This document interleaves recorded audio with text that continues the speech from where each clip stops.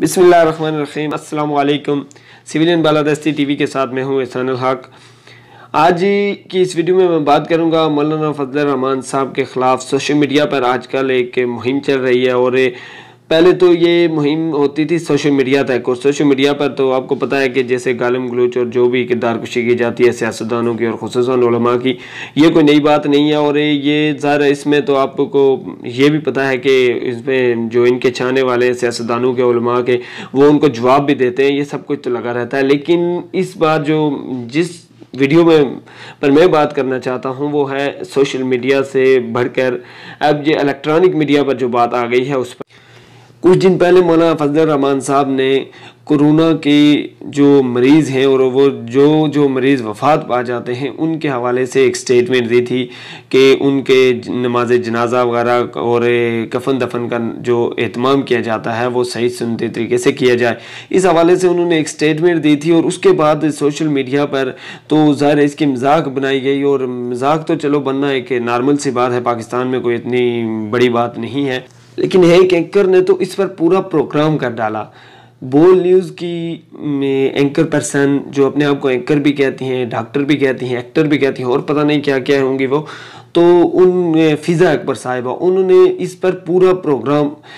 कर लिया। लेकिन मुझे उनके प्रोग्राम से कोई एतराज़ नहीं है। मुझे एतराज़ ये है कि उन्होंने अपनी वीडियो को जो टाइटल दिया और वीडियो को थंबनेल जो लगाया उसमें उन्होंने जो अल्फाज इस्तेमाल किए वो इंतहाई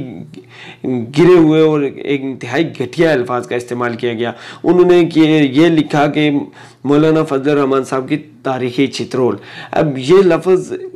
जो उन्होंने इस्तेमाल किया, मैं इसी के जवाब में आज मैंने भी इस वीडियो का टाइटल और वीडियो का जो थंबनेल लगाया उसमें ये लिखा है कि बोल न्यूज़ की एंकर पर्सन फ़िज़ा अकबर की तारीख़ी चित्रोल। तो ये पहली बार है कि उनका जो जवाब है उन्हीं की ज़बान में दिया जा रहा है। वैसे इस चैनल से इस तरीके की ज़बान इस्तेमाल नहीं की जाती, लेकिन ज़ाहिर है जब कोई भी चीज़ हद से गुजर जाए तो फिर उसको रोकना पड़ता है। लेकिन पहले आप मौलाना साहब की वो स्टेटमेंट सुने और उसके बाद जो फ़िज़ा अकबर की स्टेटमेंट है वो सुने, उसके बाद बात करते हैं। खुद डॉक्टर हमें कहते हैं आप नींद ज्यादा करें, जितना आप सोएंगे आपका वायरस भी सो रहा होगा और वो मुतहर्रिक नहीं रहेगा, नुकसान नहीं करेगा। तो जब सोने के साथ वो सो जाता है तो मरने के साथ तो मर भी जाता है। इस बात पर कि हमारे मुल्क में इतना कीमती हीरा मौजूद है जो इस्लाम समेत हर मौजू पर खुलकर गुफ्तगू कर सकता है, इसके बावजूद दुनिया पता नहीं क्यों इस हीरे की सलाहियतों को मुसलसल नजरअंदाज किए जा रही। क्या कहते हैं ये, बल्कि डॉक्टर कह देना चाहिए आज इनको, डॉक्टर मौलाना फजल रहमान साहब। आप समझ रहे हैं ना, कहते हैं डॉक्टर मौलाना फजल रहमान साहब कि जब इंसान सोता है तो कोरोना सो जाता है और जब उठता है तो कोरोना उठ जाता है और जब इंसान मरता है तो कोरोना भी मर जाता है। आपने सुना कि मौलाना फजल रहमान साहब ने कहा कि कोरोना का जो मरीज़ है वो अगर सो जाए तो उसको मतलब मर्ज़ उसका बढ़ता नहीं है, और अगर वो वफ़ात पा जाता है तो फिर तो उससे मर्ज़ दूसरे को नहीं लगता। ये उन्होंने इसका जो इल्मी जवाब है वो ये है कि कुछ दिन पहले WHO ने एक स्टेटमेंट जारी की थी जिसमें उन्होंने कहा था कि कोरोना का जो मरीज़ इस दुनिया से रुखसत हो जाता है उससे वो बीमारी दूसरे बंदे को नहीं लगती। यानी कि जब तक इंसान की सांस चलती है तो उसके साथ वायरस से दूसरे में मुंतकिल हो सकता है, लेकिन जब इंसान की सांस चलना बंद हो जाती है तो उसके बाद एक इंसान मुर्दा से दूसरे इंसान यानी कि ज़िंदा इंसान में वायरस मुंतकिल नहीं होता। और इसी के हवाले से मौलाना साहब ने बात भी की और उन्होंने ये बताया कि जो मुर्दे हैं, जो कोरोना के जो मरीज़ या वफ़ात पा जाते हैं उनसे जो वायरस है वो दूसरे में मुंतकिल नहीं होता, इसलिए जो है तो वायरस के कफन दफन का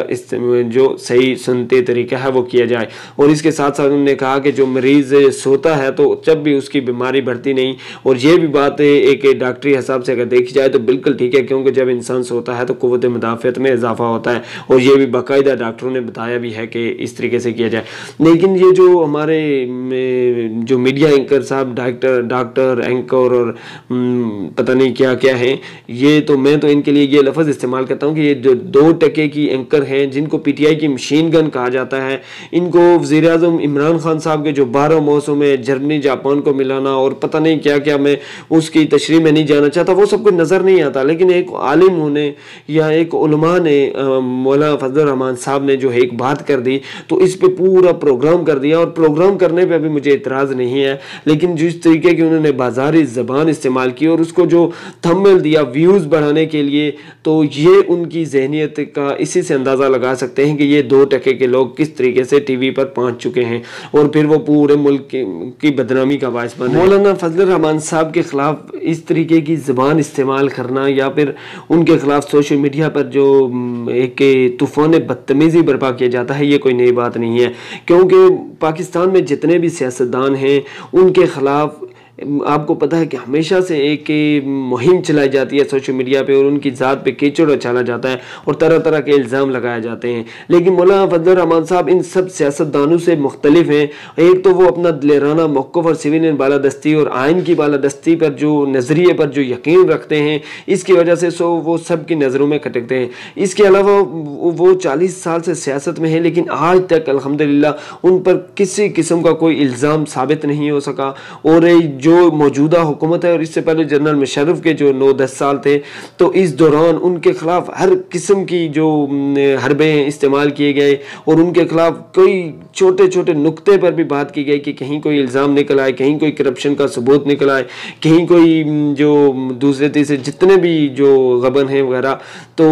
کوئی رشوت کسی بھی چیز کا کوئی ان پر الزام بھی آج تک ثابت نہیں ہو سکا۔ اس لیے مولانا فضل الرحمان کے خلاف اس میدان میں تو ان کا سیاسی میدان میں تو ان کا کوئی مقابلہ نہیں کر سکتا، نظریاتی میدان میں ان کا کوئی مقابلہ نہیں کر سکتا، تو اس لیے ان کی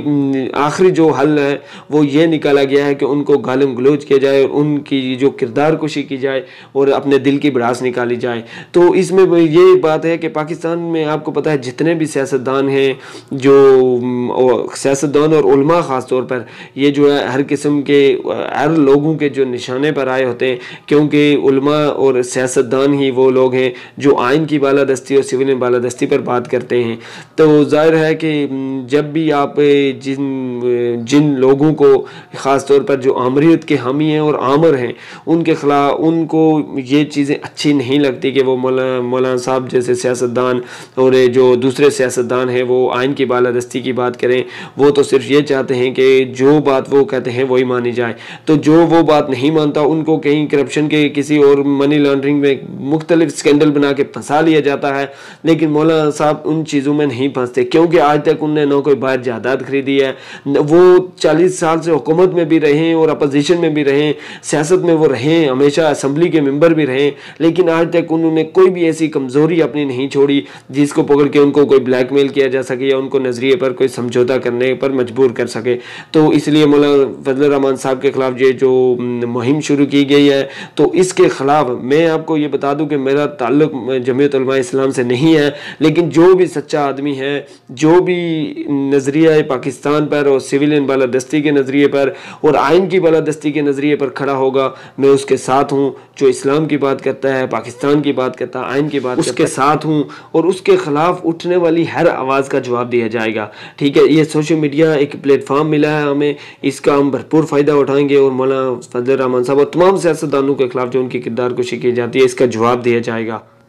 اگر آپ میری اس بات سے متفق ہیں تو میری ویڈیو کو لائک کریں، چینل کو اگر سبسکرائب نہیں کیا تو چینل کو سبسکرائب کریں، اور یہ ویڈیو اپنے دوسرے دوستوں تک بھی شیئر کریں تاکہ سب کو یہ پتہ چلے کہ پاکستان میں علماء کے خلاف، سیاستدانوں کے خلاف کیا ہو رہا ہے۔ ہم اس کے خلاف بھرپور آواز اٹھائیں گے۔ ملتے ہیں اگلی ویڈیو میں۔ اللہ حافظ۔